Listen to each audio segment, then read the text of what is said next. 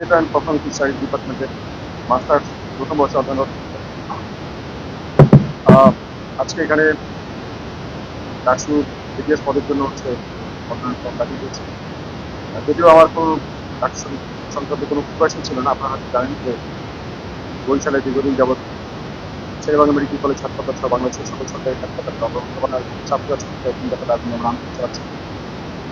এখানে আমাদের জানেন ৩-৪ দিন আগে আমরা খবর পেয়েছি আমাদের আমাদের প্রতিবেদনের সম্মুখীন হলে আমাদের ছোট বোন দুইটা, তার হার্টের টিউমার এবং পানি জমার কারণে সে মারা গেছে।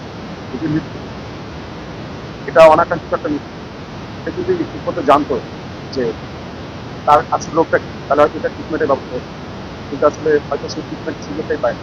আমাদের বিশ্ববিদ্যালয়ের দায়িত্ব, আমাদের হেলথ ইন্স্যুরেন্সের ব্যাপার আছে, আমাদের যে খাদ্যাভ্যাস, আমাদের যে কোনো হেলথ ইন্স্যুরেন্সে যে কোনো টাকা হয়, সেই পরিমাণ টাকা কিন্তু মানে দিয়ে কিন্তু একটা বিশ্ববিদ্যালয় মেডিকেল সেন্টার পর্যন্ত চালু করা যেত।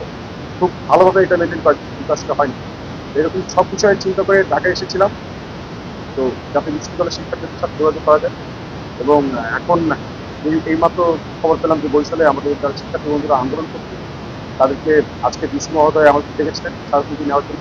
কিন্তু শুনেছি বরিশালের শিক্ষার্থীরা মাত্র পুলিশ নিয়ে গেছে। আমি